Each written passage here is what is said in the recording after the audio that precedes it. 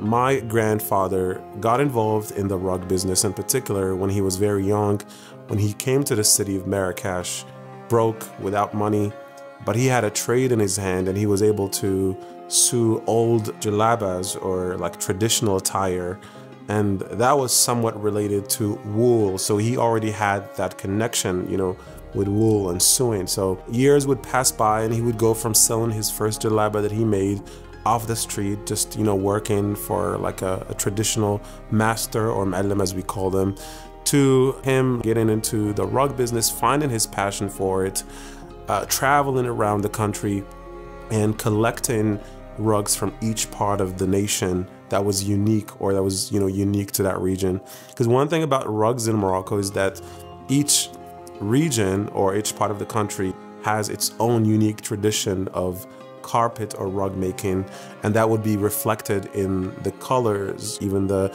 shapes or the hues that are made, the complexity of the rug itself, and more so the colors, because most of the dye that was used, they didn't have access to artificial dye, so they used whatever they had in nature.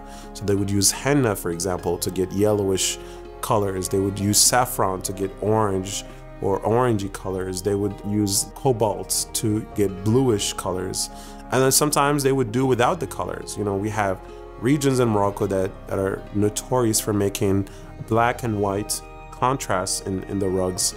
And for the black and white, they just use natural wool. They wash it up through different methods, get it cleaned, get it into strain form, and then making the rugs with it. And then the black color would actually come from black sheep.